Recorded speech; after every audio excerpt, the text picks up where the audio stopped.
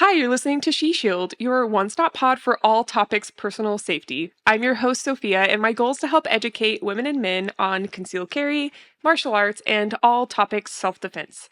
Before we start today, please take a moment to rate this podcast. I cannot believe how many of you have gone and done this. I didn't really think many people would bite, but we're up to 43 ratings on Spotify, and that is just the biggest honor ever. Sitting pretty at 5 stars. If you guys just have a second to go do that, it takes, I think, a total of 8 to 10 seconds, depending on how speedy you are. But wherever you're listening today, please take a moment to give that honest feedback. It helps us get on the charts. This episode is sponsored by Big Tech's Ordnance, your soon-to-be favorite retailer for all of your firearms needs. BTO believes in only selling high-quality gear for responsibly armed citizens, as well as providing pre- and post-sale support. BTO values firearms training and supports firearms instructors nationwide. They even pay for their own staff to train with high-level instructors to ensure that when you as the consumer reach out, you are taken care of. Today we have Uncle Zoe on the podcast. This one's exciting because I actually got to meet him. I don't always get to meet my guest speakers, but I got to meet him at the Rangemaster Instructor Development course. I always try to say the That's full right. name. In Texas, Lincoln, Texas. And this was by Tom Givens. It was an honor to train under him, and Zoe was so helpful. I had so many gear malfunctions. So we became besties on the range, and I asked him to come on the podcast. So Zoe, I'm so happy you are here today. I would love for you to go ahead and introduce yourself to the listeners. Yeah. I'm always terrible at introducing myself, but Take your time. I'm Uncle Zoe. I guess where to begin? Well, as you mentioned, I'm an assistant instructor at KR Training, the facility that hosted Tom for the Rangemaster IDC. Sorry, that's instructor development course. I'm going to call it Yes. IDC because that's just less of a mouthful. I've also been an assistant instructor, obviously, for Tom Givens because I was there assisting him for that particular class. When I'm not out at KR training or assisting Carl and Tom, I'm also a personal coach to help other people who are looking to get into firearms, whether they're bringing them home into their home for the first time, or they're looking to get started with concealed carry, or they're thinking about home defense. To help kind of coach them through that process and getting them from zero to at least walking safely and going from there. And then if they want to start running with it, I will help them get into competition as well and other activities as they want.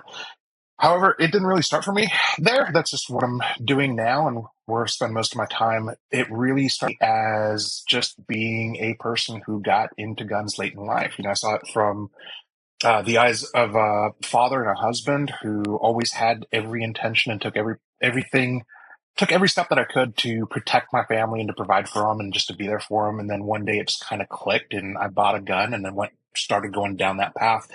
And it was a path that was, I didn't make any huge mistakes that ended up in serious injury or legal trouble or anything like that. But most of them were financial mistakes and just not knowing what I didn't know. And I spent years, perched at the peak of Mount Stupid, which is a reference to the Dunning-Kruger effect, meaning I just didn't know what I didn't know, right? I was unconsciously incompetent, so I didn't know that I was dumb.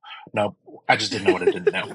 But as soon as I started taking some classes and learning, I was like, oh, wow, there's actually a lot to this. There is more to learn, and I'm just going to start sharing my journey. And I decided to start a blog called unclezoe.com, and I just started writing about everything that I was doing. So in there, some of the early stories are about why I decided to become a gun owner, what it was like the first time that I went hunting, what it was like when I took my first match, what it was like when I attended my first class.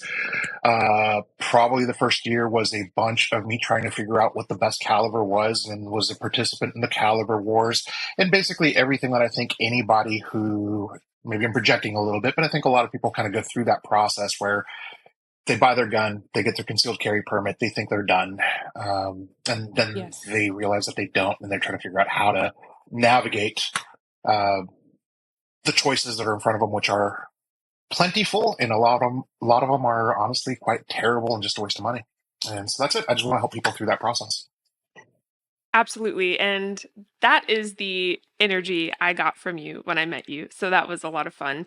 That class in particular was stressful. to say the least. It's Maybe I'm intense. projecting here. Yeah, it's intense. That's a really good way to put Yeah. that. Before that, my only reference for instructor certification training is the NRA class I took, and I won't even go into that because then I'll really be projecting. But I was very excited to attend such a highly esteemed course, and your presence there made that process of navigating that stress and like being able to ask questions so much easier. So thank you so much for that. It definitely left an impression with me. Um, for those of you wanting to train with Zoe, where can they find you? Um, just my blog is the best place to start, right? UncleZo.com. So Uncle, how do you spell that? Uncle. I usuly have to write it out to think about it because Uncle's one of those words that I can actually mess up quite frequently. But No, it's okay. Yes. UNCLEZO.com. On there, you'll find links to all of the social media platforms that I'm active on, so you can contact me through any of those places. And there is a little shop menu, and under that, there's firearms training services, and you can find links as far as to find out what I charge for private lessons, whether they're virtual or in person. And I've recently started offering some packages that are really private lessons that could be for an individual, a couple, or a family.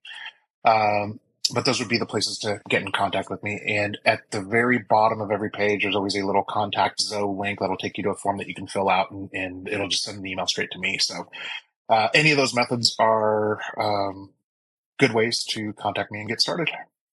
Absolutely. And thank you for sharing that. Everything today will be linked in the show notes, which are the notes below the podcast as well. So if you'd like to kind of look around and see Zoe's impressive blog, you can do that while we are recording today. Kind of look around and maybe you'll flag or save a few articles that you want to look into following this podcast episode, which hopefully you'll be back on for more segments because there's I hope just so too. so much here to go into.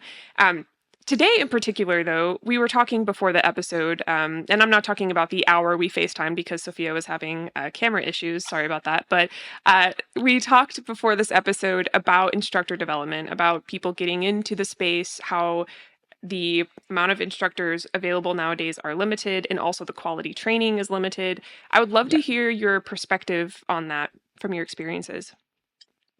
Oh, yeah, I don't even know where to begin with that question. Right? It's loaded. It is. It's very, very loaded. Locked and loaded. I mean, let's back it up a second. We mentioned that Do it. the Rangemaster IDC class was very intense, right? And I think it's Yes. probably a good place to just maybe explain why that is. Let's do it. And I'm going to tell it with a story because I'm good at telling stories. That's why my blog is what it is filled with stories. But so when I decided to get my first instructor certification, which for the only instructor certification that I went after was the Rangemaster one. I don't have an NRI instructor certification. I don't have USECA. I'm not a licensed to carry instructor in the state of Texas. I am just a Rangemaster certified instructor. But the reason that I took that is I started kind of connecting the dots that the instructors that I had trained with, who I learned the most from and I got the most out of, from learning how to shoot and having better mindset and doing force on force training and everything that really kind of goes around being a better self defender, I guess is the way that I would phrase that, because it is a interdisciplinary undertaking to really be a self defender. It's not just about shooting. It's not just about having a gun. But all the instructors that really had an impact on my life all were Rangemaster certified. And I was like, oh, hey, that's pretty cool. But I still had no desire to really become one until I got my first email from a reader telling me that they were putting into practice something that they had learned on my blog. And that's when it kind of dawned on me. And to be completely honest, my first instinct was selfish, was going, oh my, what kind of liability am I creating for myself? And then the next one that really kind of hit home hard, especially once I decided to go ahead and do the Rangemaster IDC, which was, again, to try to limit any liability that I might be creating, but also to realize that, hey, I'm actually teaching people. I probably should get better at teaching people. Is I went and took Tom's Rangemaster IDC. And when I sat down, one of the first things that he kind of points in day one of that class is the level of responsibility that we have as self-defense instructors or armed self-defense instructors, defensive pistol instructors, whatever word you want to use to describe us. We are teaching people how to be ready and prepared and equipped to deal with the worst situation they will ever face in their lives. Hopefully they'll never have to, but it happens far more frequently than people realize. And that's a huge undertaking because, and I'm going to borrow from Tom here because I love the way that he put it, right? Is if you're interested in golf and you go get golf lessons and you have a bad golf coach, the worst thing that happens to you is you wasted some of your money and then you play a bad golf game. If you do that with somebody who's teaching you how to defend your life and you need to defend your life and he was no good and you're not equipped for it, well, hopefully you won't end up hurt, dead, or in jail. And those are pretty serious life altering things that can happen in a self-defense incident. So that weighed very, very, very heavy on my shoulders, and everything that we did in that class and what we covered in that class was really to kind of sink that and drive that home because it's a huge thing, right? So I don't remember what the question was now, but Just what you've observed as far as yeah, the limitations on both people just feeling like they can get into instruction, the imposter yeah. syndrome that we kind of discussed a little bit about. Oh, yeah. So Mm-hmm. I'm gonna tell I'm gonna go back in that story and tell a sub story in Please. within that story, right? I'm loving this. When I decided that, you know what, I got that email, I should go ahead and try to limit my liability and become a better instructor. I went to one of my mentors over at KR Training, John Dobb, and I told him, I was like, hey, I noticed all you guys are Rangemaster certified instructors. I did a little bit of research to see what the shooting test was like and what the class looked like and what kind of tests were there.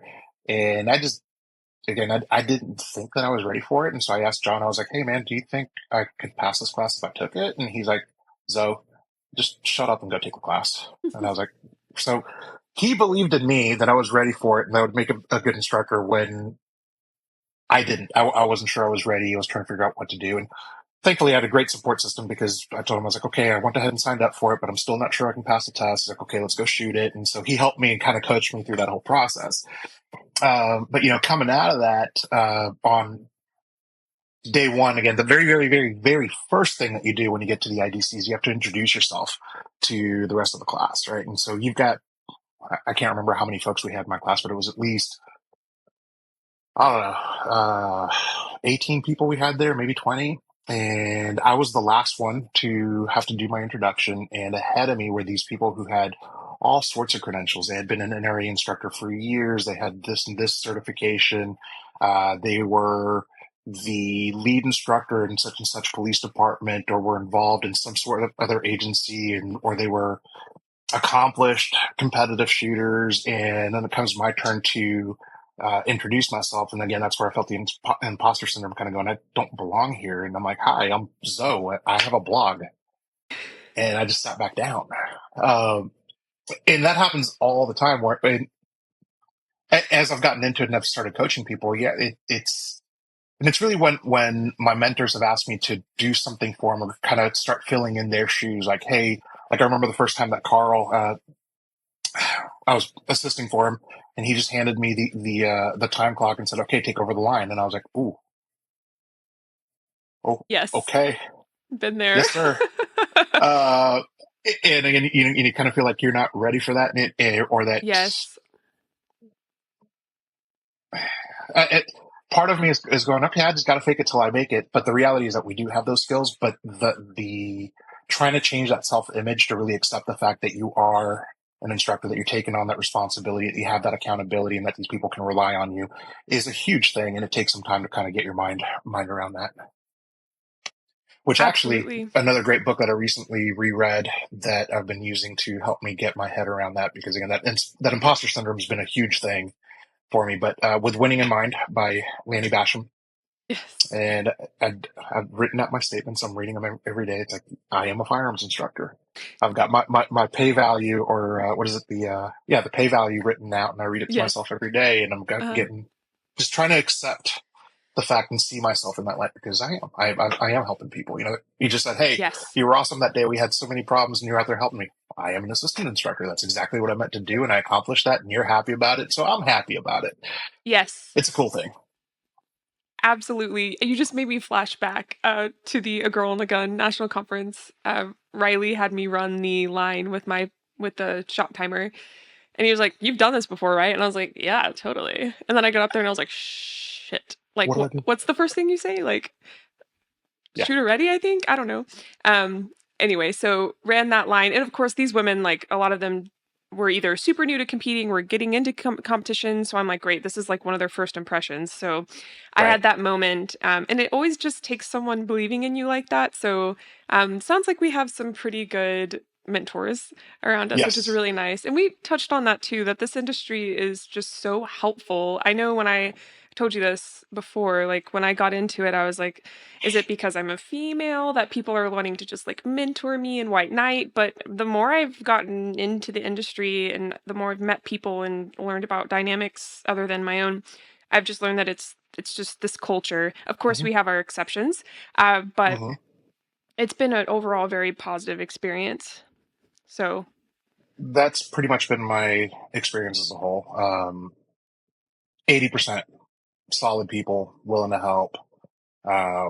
Man, I can't tell you how many times I've gone to a match and um, something's gone wrong, something's not quite right. I've got trouble with my equipment, and everybody's just jumping on it. Okay, let's get you fixed. Let's get it going. Let's figure out how to get you through this. Or even when I first started shooting local USPSA matches, we had a couple of grandmasters that are in the local club, masterclass shooters, and I was like, man, I have no idea how to approach a stage. I'm like, okay, well, let me walk you through my stage plan. Here you go, try this. mm, Where I've seen you shoot, I would do this a little bit different if I was you, based on your skill set and where you're at. Because they even start noticing the difference. They're like, you, Zoe, I don't know if you can tell, but I'm a rather rotund fella. So my superpower is inertia. So you got these ooh, guys who yes. just run and zip around stages and get all these close shots and everything. And they're like, yeah, you know what? You're actually much better than most of us from a distance. And I'm like, yeah, I practice that because I can't run like you guys. So I'm going to cut the time by sending the bullet further because that bullet will get there before I do. So they'll take that into consideration and help me adjust my stage plan to cater to my abilities. And I mean, the list can go on. It's everybody. I won't say everybody. Most people are willing to help you. The only thing you have to do is one, really, that's multiple things. The only thing you have to do is ask for help genuinely. And that's a very subtle distinction I put on the end, but I think that's what's important is if you ask for help, but you're kind of like, don't really seem like you have your heart in really getting better, then people pick up on that. And to be fair, they don't want to waste their time on it. And they won't be rude about it, but you'll get a different type of help. It'll be a quick answer, a quick shrug of the shoulders, and figure it out. Go on. Absolutely. To further your point about wanting to motivate others interested in instruction and just mentorship in general, what would you say some first steps are to getting into that? Should they just immediately dive into an instructional course or should they start mentoring friends and family? What do you think? Yeah. So the first thing that I would say is become competent in the craft that you want to teach others with. And I'm not telling you to, again, we relate this to shooting a lot because when we talk about armed self-defense, we tend to think guns first, but guns are a part of it. And you should know how to safely operate a pistol and how to competently shoot it. Now, you don't have to be a USPSA Grandmaster or an IDPA Masterclass shooter or a national champion or anything like that, but you should at least know how to put hits on target in a reasonable amount of time. You don't necessarily need to be able to be a marathon runner. Obviously, I'm not, but you should at least know a little bit about movement. Have a little bit of competence, and it also goes further into defining what it is that you want to mentor others and coach them in. Right. So I mentioned that if people ask me for help getting into competition shooting, I'll be happy to point them in that direction and to help them with their maybe their initial equipment selection, helping them go from brand new shooter, unclassified shooter to getting their first classification. But the minute that they're there, I'm done because they're now reaching the limit of my capabilities of what I'm able to do as a competitive shooter. So I want to make sure that I send them off to somebody else who can, right? But so it's get that level of competence, know what you know, be somewhat aware of what you don't, and know where those boundaries are so that you don't do them a disservice either. once you kind of have achieved that level of competence and you kind of know a little bit about yourself, what you're capable of and what your limitations are, then at that point, it's just start helping other people, right? When you're no longer the new guy at the local match and the new guy comes up and he has a question, help him out. If it's a friend or a family member who says, "Hey, I want to buy my first gun," cool. Let's go look at it and go through the same process of, okay, what's it for? That's there's different guns for different things, and you want to make sure you pick the right tool for the right job. And so help them through that selection process. Steer them away from making a bad decision. Protect them from the person behind the gun counter that's likely to suggest a very bad suggestion. And I know we talk about this one for sure when a lady goes to the gun counter and it's even happened to my wife a number of times where she goes in, she starts looking at guns, and the guy behind the gun counter is like, "Oh, you should be looking at these little tiny J-frame revolvers." And she's looking, I'm like, "Nah, I got three of those and they suck. I'm looking at this over here because this is what I Hmm. want." But again, my wife now knows what she likes. When we first started, we didn't. And so you're going to get lots of suggestions from different people who mean well, but they don't necessarily know enough to guide you in a competent fashion, right? So once you have that level of Yes. competence, go help people, go help them with those things, and then go from there. Then if from there, if you want to become an instructor, yeah, go for it, right? And I don't even know that you need to be a mentor first, right? I think you'll probably know when you're ready to make that change. And I would encourage you that if you are a person who has those skills that other people can benefit from, consider becoming one. We definitely need more people out there spreading the good word and helping others um, start and continue on their journeys. Absolutely. I had so many little memories flash when you were giving this uh, kind of step goal. What am I trying to say? All these steps to becoming an Yeah. instructor, just even a mentor.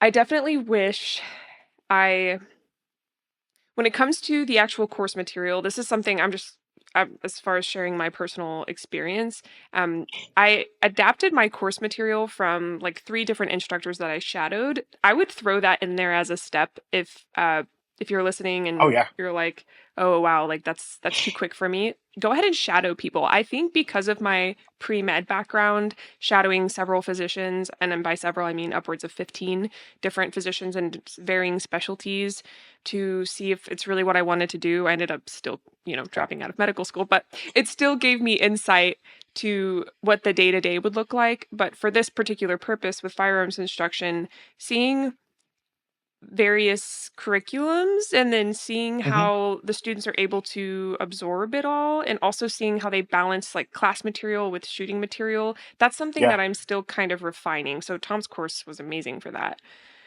It is. There's a lot of good coursework for it, and I kind of glossed over it. And I think before we started recording, I kind of mentioned it. I'm definitely blessed to be near KR training and to be there as an assistant instructor because Carl Wren, I mentioned John Dobb, Tracy, Greg, Doug. I mean, I could name all the guys on there. They've all been part of my process as well, and they've worked as mentors. But one of the biggest things for me, and I don't know, coming out of the Rangemaster IDC with my certificate, I was like, cool, I got a certificate. What now? Right? I don't even know where to begin. And I think for like probably the first year after having that certificate, I was like, okay, I was coaching a person here or there, starting to put a couple lesson plans together, trying to figure it out. But I got a call from Carl, I'm the owner of care training, one day, and he was like, "Hey, I'm running a class this weekend. And I could use an extra set of hands. Would you want to come out here and put those instructor credentials for help or to use and help me out?" And I was like, "Yeah, that would be great." Um, and that for me was actually another part of the process where I think if you really want to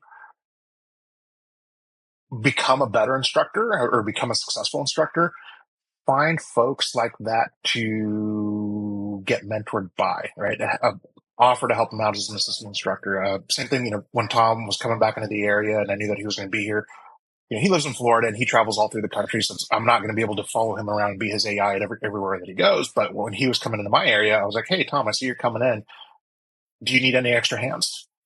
I'm happy to come AI for you, right? And so I got that opportunity, and that gives you the chance to kind of shadow people, to see how the sausage is made, to see how they organize their class, how they run things.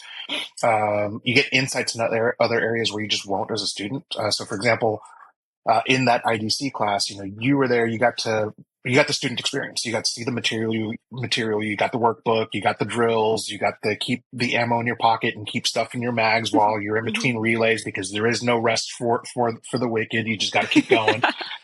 Yes. Um, and while you were doing that, I'm over going, making sure that, the cooler has water. I see how Tom has organized his targets so that we're ready to put them up when we're in between relays so that we can keep the class running smoothly. We got to see how he did lane assignments and those kinds of things. And you get a different view into that whole experience that I think can help you become a better assistant or an instructor, depending on and they both go hand in hand. It's all of those roles are necessary to be able to effectively deliver information and training to the students in one of those classes. So, yeah, absolutely. If you have a chance to mentor or shadow people, do it. If it's somebody who you admire and you're starting as an instructor and you've taken their class and they're coming back in your area, I'd say don't hesitate. Reach out to them. Say, hey, remember me? I took your class. I'm also a local instructor. I'd like to help. What can I do? Now, fair warning, this might be volunteer work. Most Yes. interns don't get paid, and if they do, it's not very well. That's for sure. Um, so yeah, go and volunteer a little bit, and the payment there is getting some insights into how to do it better. Absolutely. Thank you for sharing that. Yes, it is work. I remember when I AI'd for Riley, I tried to stay busy the entire time. And then when I wasn't busy, I would hop up on a table and sit and rest my feet for a moment. And I could tell he was really appreciative of that help so that he could focus on the actual instruction part. It's a lot to manage a class like that, especially with really any size over like 6 to 8, depending on your experience and your comfort Yep. level. So I I got a lot of value from that class, and I'm actually at the point where and I hope this conversation, me sharing my story, you sharing yours, is helping some people see like the almost like the spectrum of teaching and all like the little side quests that you go on to, Oh yeah. to find your final place. But I've recently been trying to find my balance between teaching the basics, like what do I teach someone in that 3.5 hour course I host here in Arkansas, in Northwest Arkansas. Uh, Tom was very focused on defense. I mean, Yep. seriously, since that class, I haven't left my house a single time without my gun because I'm just like, he brought the seriousness to us and also bringing awareness to the dependency that we have on Yeah. 911 and the timing. So, how would you kind of frame that for someone maybe hearing this for the first time or someone who wants to instruct that part, the severity of it all? Well, I think you really have to. Well, and full transparency, I'm still figuring that out myself. As I'm starting to kind of package together my course material and planning on. There's Yeah. a couple things that we have to do. I mean, I wish I could get everybody for 2 days, because I think 2 days is the Goldilocks amount of time that you need. When I say 2 days, 4 4-hour blocks is what I want people to kind of take them through that whole ordeal. It's really what's necessary, because you have to learn and you have to teach them, one, how to use that thing safely. Ideally, when somebody's coming to take a class for self defense, it's not the first time that they're handling a gun, so you don't have to necessarily go really really deep into this is the business end. Only point it where business is needed and nowhere else.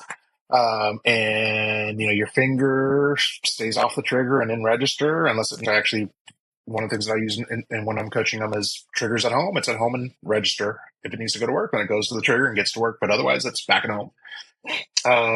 But anyway, so there's that aspect of it, and you do have to cover it to some extent when you do that, because you don't know what level of proficiency with just safe operation your student has when they come to you. So you have to do some of it, and you have to give it enough time to make sure you cover your student base. The other part that you get into in those four blocks is the competent shooting of a firearm, right? So being able to get the gun safely and quickly out of the holster, present it to the target, and start getting hits on target in the shortest amount of time possible, because time is a valuable, very, very valuable commodity, and you just don't have a lot of it in a self-defense incident. And then another part that we have to really drill home, and I think this is where we get into the seriousness of it, is that the typical person, like you and me, and I'd actually say that we're probably atypical because we've done this level of training. But if I talk to anybody who really hasn't thought about what it is, what it actually means to defend yourself, the definition is you are in a position where the only answer is to um, apply violence to another person rapidly so that they stop applying violence to you. That is the only answer. And through our call it our social conditioning or upbringing and whatnot, we've built these walls that we have a natural reluctance to be violent to anybody, right? It's the idea of me just walking around down the street and randomly punching a person. It's like, no, this is never going to happen. But in that life and death scenario, I might need to put holes into a person's high thoracic cavity very, very quickly. And that is about the most lethal type of violence that I can apply to somebody. And I need to make that decision in a split instant and do that. So I've got to remove all of the mental blocks that I have on that. So in Tom's class, the thing that he tells you is, okay, well, start by when you put your gun on, tell yourself out loud why it is you're putting that gun on. And in what he uses in class is to say, well, I'm putting this gun on because today might be the day that I have to shoot somebody. There is no sugarcoating it. There is no, because I've heard all kinds of euphemisms for it. I think euphemism is the right word for it. But, some people say, well, it's better to have and not need than to need and not have. Okay, that's true. But for what specifically? Let's be specific about this, right? And so that's the first step on saying I'm starting to take the first mental safety off in case I have to use it because today might be the day. Mm-hmm. And then we can tie it to the what's the color codes, Cooper's color codes, right? We have kind of color codes, conditions. I'm getting some of the terminology wrong here, and if Tom hears this, he's going to get mad at me because words mean something, and I should have the right terminology. But essentially, we've got a certain Color number of code. mental conditions. Yeah, color codes, mental conditions that we go through, right? We have white, which is where unaware and at rest. This is when you're at home, you got your headphones on, you don't know what's going on around you. We're in a safe location where that's an acceptable level of awareness to have, which is no awareness of anything that's happening around us. Usually because we've got other things in place that would raise some sort of alarm to bring us into a more awareful state than where we're at there. So when we're putting on that gun, getting ready to go outside, we're immediately going into condition yellow, right? We are now, because we might have to use this thing, we should probably pay attention to what's going on around us in case something needs to be shot. So safety is one safety is released, and we're now in that mental mode. From there, you're kind of paying attention to your world, and again, there's something that we got to teach them in class. Is the next thing is going to be there's something that's out of place, right? It could be your spidey sense. It could be something that's just out of place. Like for example, there is a couple guys that are using guys generally here, but 2 or 3 people who are hanging out with their backs against the wall of a local gas station, and they have been there for quite a long time, and they seem very keen on paying attention to the cars that are arriving, the people that are getting out, that are going into the store, when they're walking back out, and those kinds of things. That to me says, you know what? There's a potential that these people here are looking for an opportunity. So that might put me into what we call condition orange, which is, I should maintain awareness of what those folks are doing while I'm still being aware of what's going on around me in case something else draws my attention. But again, there's a mental block and something that we should be thinking there. It's like, oh, I might need to shoot them today.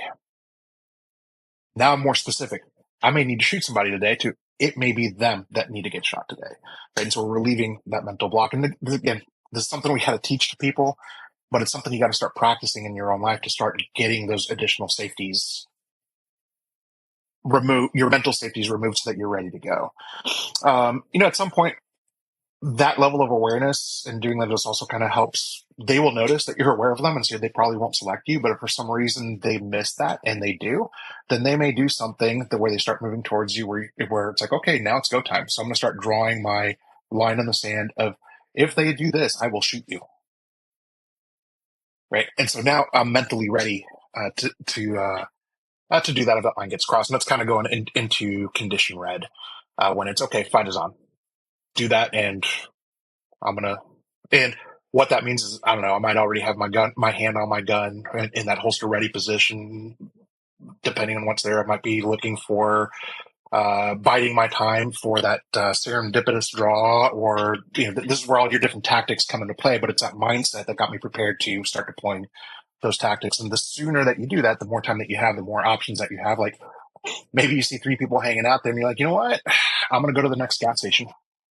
That's cool. I'm gone. Right. I've solved that problem without having to approach it. Oh, yeah. But that is the probably the most important part of teaching somebody about self-defense, is to start getting their Yeah. head in the game. I've talked about this with my wife. We have a mechanism when we go shopping. We try to always go together as a couple. One, because it gives us a chance to hang out and catch up and insult each other vigorously, because that's what we do for fun. We're the kind of couple that wear the shirt that says "I'm with stupid," pointing at the other person.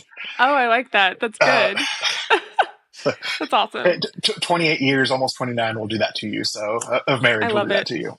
Yeah, yeah, yeah. But so our system is simple, right? It's in 9 times out of 10, because I am a person who always carries. My wife, unfortunately, does not practice with the same level of rigor that I do, and that's perfectly fine. That's her choice, and that's you know I may want something different from her, but unfortunately, she's got to make that decision for herself. So when we go as a couple, Right. she will have the responsibility of paying attention to the aisles, doing the price comparisons, making the decisions of what goes into the cart, keeping track of the shopping list and everything else. My job is to push the cart and maintain awareness. And if for some reason I see something that's out of place, we have a little system where I will basically tug on her shirt 3 times, say, hey, it's time to go. And she puts whatever's down, and we just kind of get up and go. Right. And so we kind of have the system in place. And why did we do that? Well, when you're sitting here on your phone, looking at your shopping list, and you're looking at the item, and you're doing price comparisons and trying to happen here, your level of awareness is here. You're essentially in condition white, where Mm. you can't pay attention to everything else that's going on.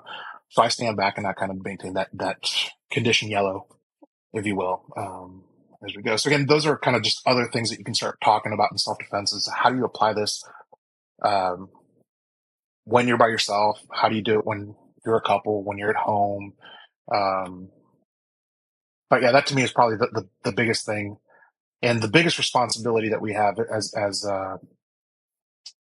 defensive pistol trainers or self-defense trainers is to get our students to recognize that this is serious stuff, and your gun or your pepper spray or whatever tool you have is not just some magic talisman that's going to ward off evil. That's a quote that I stole from Masada Yub. I think it was in his book. I have to remember which one it was. I can't remember off the top of my head, but I love that. It's just not a magic talisman, right? It's not going to ward off evil.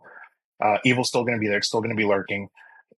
You need your tools and you need your wits about you to be able to effectively defend yourself.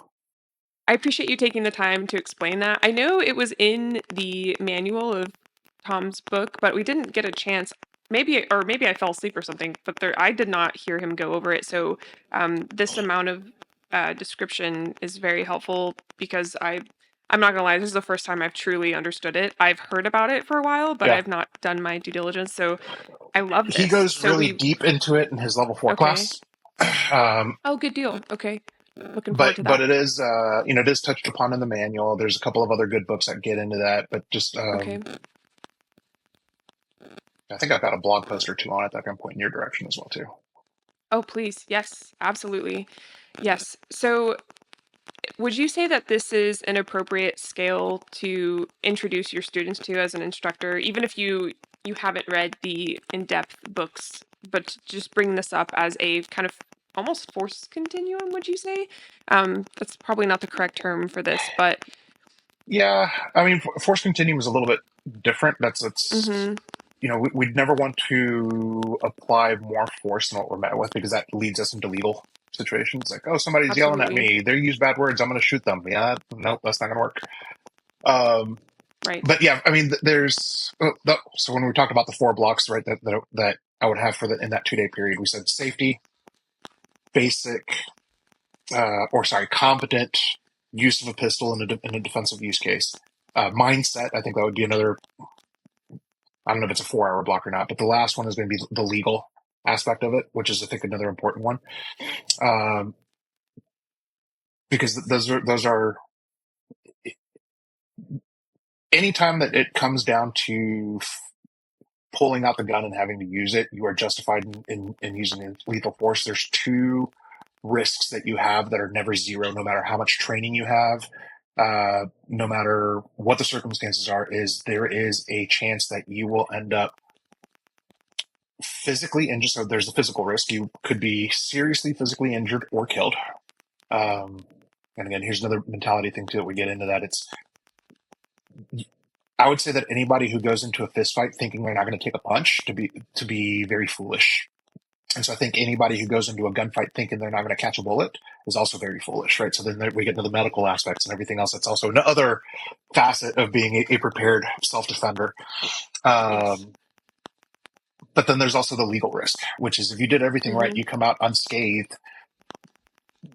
Did you do everything that you can to minimize your legal risk? And even if you did everything perfectly, if that self-defense incident caught bad optics from the public because it was caught on camera, and it usually does, and the local DA happens to be politically motivated, and they have delusions of grandeur of being the next governor and eventually the president of the United States for their political party, and they can make a big case out of this and it'll help them politically, man, they are going to try to crucify you with everything that you got.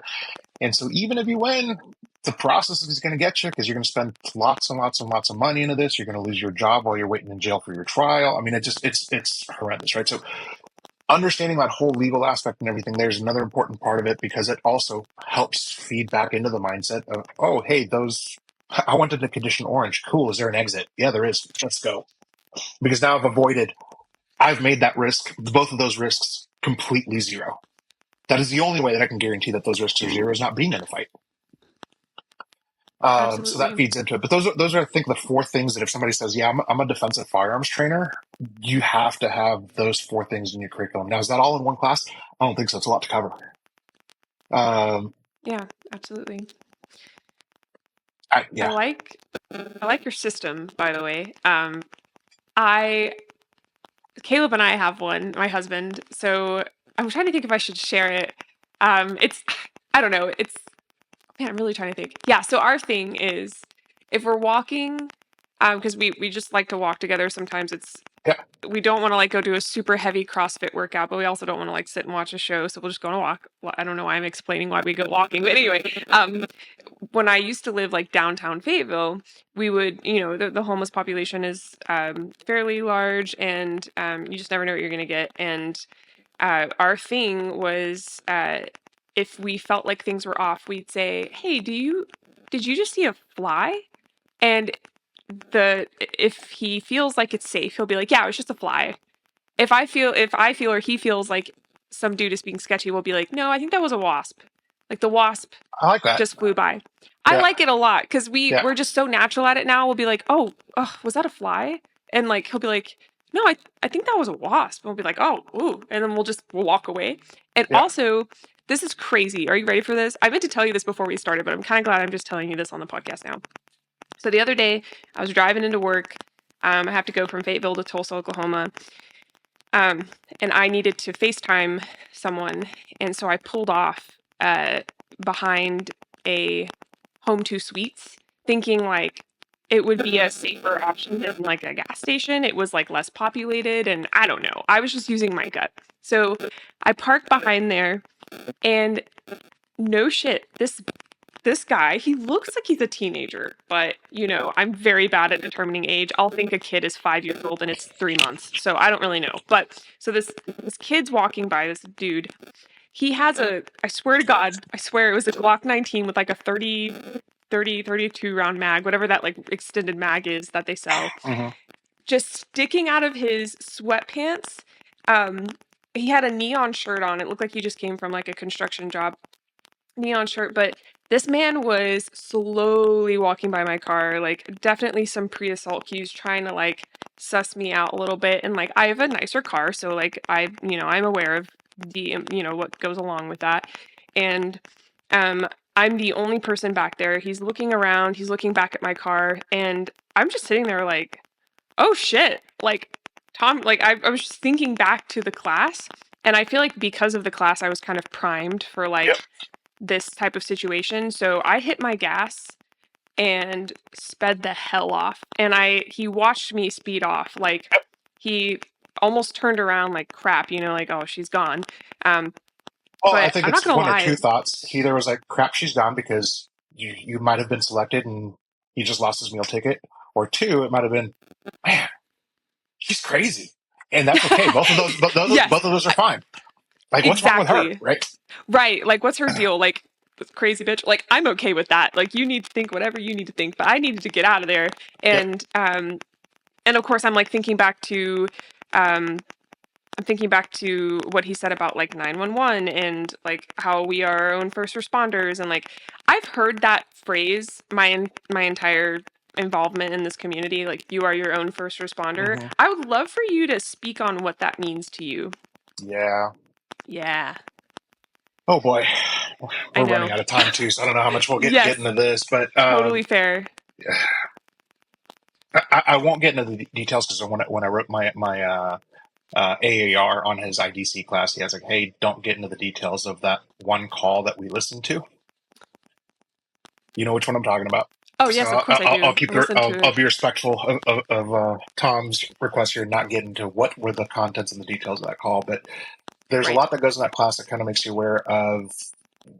There is a large period of time that happens between the time that you dial 911 to the time that any sort of emergency services arrive. And when I say there's a long amount of time, you could live in the nicest part of town that doesn't have a defund the police thing going on, and they have an awesome response time, and they're there within 3 minutes. A lot can happen in 3 minutes. It's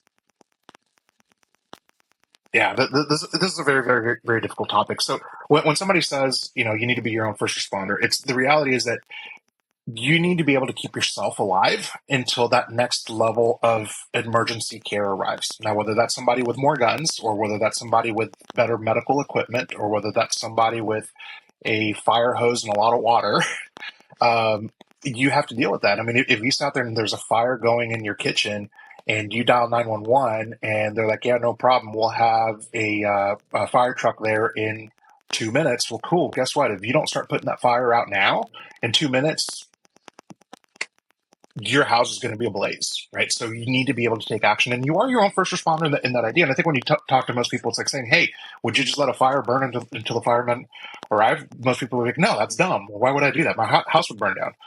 Well, if somebody's trying to kill you, we'll just sit there and be like, "Hey, I've got the police on the phone, so we'll just wait for the police to arrive."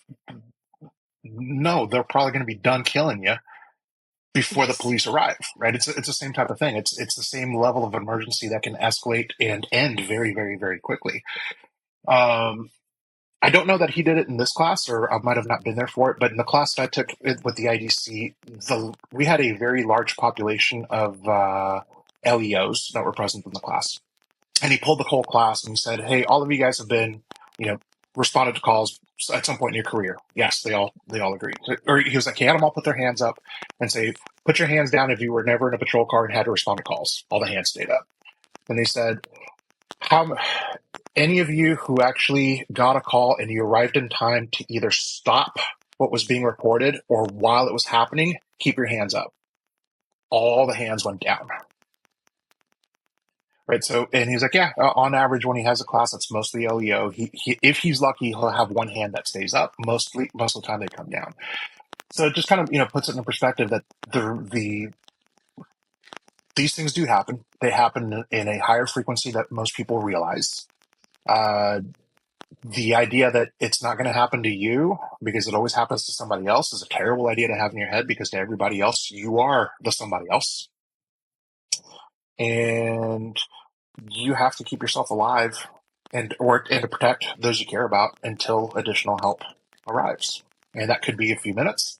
It could be a few hours. In certain parts Absolutely. of the country now, it might actually be the next business day and it's Saturday Hmm. morning. Can you explain that really quick? What did we talk about in class? It's Yeah. insane. And if you guys don't know about this, like, hold your butts. Like, hold on to your butts. Because, There are with the whole defund the police thing. I mean, there's a number of things. I've talked about this with a couple of friends that are LEOs, right? You've got the political. Best way to put this: a police officer has almost no support from the citizens they're trying to protect, or just because of the political nature of everything and the optics around, all cops are bad and that kind of thing. There's usually anything that they do wrong, the citizens they're trying to protect usually throw them under the bus. They have no support from management, and they have no support from their local politicians. They do anything wrong today, they're basically going to end up being thrown under the bus. They're going to lose their career. They're going to lose their pension. They might end up in jail. They're going to be prosecuted and that kind of thing. It just sucks. Look at how many bad situations that have happened that have gotten, or in the public eye, where cops just end up losing their jobs and going through the whole court system and winding up in jail, right? The risk is real for them. And because of that, they're having a hard time recruiting other people. And at the same time, budgets are being cut. So you now have certain agencies in the country. I think it was somewhere in Philadelphia? There's one that I just heard that there's actually like no police services between like a 2 hour or 3 hour window every single night. That's essentially like the movie The Purge, saying this is it. There's going to be doesn't matter what happens. We're yes. not going to respond until 3 hours later. That's it. You're on your own for 3 hours. It doesn't matter what the emergency is. You're on your own for 3 hours because they just don't have the staff to put in there. There's other areas where there's even less funding for them, and there's maybe only one or two a handful of law enforcement officers that are in that particular agency or in that area, that they basically don't have enough people to cover every day of the week at all hours of the day. So some of them have decided that, yeah, we're just not patrolling on weekends. We have nobody to respond to calls on weekends. It'll have to wait till the following day or till the following Monday. That's happening. It's wild, but yeah, It absolutely is. it's a reality. And I think Yes, that it is. that's, to kind of get us here into wrap up mode. That to me, it's the reality of how ugly the world can be, how evil it can be. And these are the things that I want to protect myself and my family and my loved ones from, that I take self-defense so seriously. Now, I think you and I are probably atypical in the sense that we live this and breathe this in and out every single day. It's a topic of conversation that we engage in every day. It's something we think about every day. It's something that we train for every single week and every opportunity that we have. I don't think the average person needs to do that. Uh, but I do wish that there was a better mechanism for us to make them aware of this is what reality really looks like. Wake up and get enough knowledge, skill with the right tools, and get your head right, so that if you are in that situation, you've turned all the odds in your favor to coming out of there healthy, alive, without serious injury, and you can go home without being stuck in the legal process. The one thing that does give me hope is that there are, statistically speaking, if you look at defensive gun uses across the U.S., having a gun and the right attitude usually ends up being enough. I would say your odds could be much better if you take the steps to go get this additional training and to build yourself up into a more capable self-defender. Absolutely. Yes, I think that's an incredible place to end on. I mean, ultimately putting the responsibility into the listener, but also instilling a sense of encouragement and also educating them Yeah. on what next steps to take. So I freaking loved this episode. So thank you so much. One last thing I want to add real quick. Oh my God, please. One of the reasons that I probably am instructor with the worst business model is that I want to make this as accessible as I can to everybody. So all of these things that I'm Yes. talking about, that I'm thinking about, I've put into not everything. I'm still writing, so I still got a lot more thoughts, but I've Hmm. got close to 500 blog posts. A good Yes. number of them are gear related, but at least half dive into these topics. And they're freely available. There is no subscription needed. All you got to do is go on the blog, search the topic, find the blog post, do some reading. Um, the only thing the only cost that you have is your time to go and read those things. So, I say that because I do realize that a lot of people just, especially right now with the way that the economy is getting the right tools and getting the right training takes some financial investments. And I understand that finances are sometimes a big obstacle for people. So get as much good information as you can for free. Go for it. Please do. Buy a book, read a book, $20, $25. Start somewhere. Absolutely. Even if that's not reading a full book, but starting with your blog posts, topic by topic, bite-sized pieces. Yep. Nowadays, some people just don't have the attention span, and this could be a good stepping stone if you're trying to get interested. He has topics all the way from should you carry a defensive pistol to the reality of a first handgun, all the way up to specific gear reviews. So just a lovely, lovely resource. And I am so excited for our future episodes. There are some exciting topics that we plan to discuss today, but I had the most technical issues I've ever had Yes, you did. before today's episode. So that was super fun. But with that said, please, if you enjoyed this episode, stay tuned because we are going to do a part 2. And you never know, part 3, 4, 5, 6, whatever we have to do. What was it? 42. That's the answer. Sorry, it's a 42. Hitchhiker's Guide to the Galaxy reference. I had to do it. I can't help it. Absolutely. Yes, that's been coming up more recently. Are they doing like a sequel or something? Because people have been like, quoting them to me, I don't know. quoting that movie. Okay, Yeah. it's been a long The time. book I is watched much that when I better. was If like you haven't read 9. the book, you need to pick up the book. I didn't know there was a book. Oh yeah, yeah. Okay, that's good to know. A resource you didn't know you were going to get today. So thank you so much for coming on today. This was so much fun, pre-show and during show. So Thank you for having me.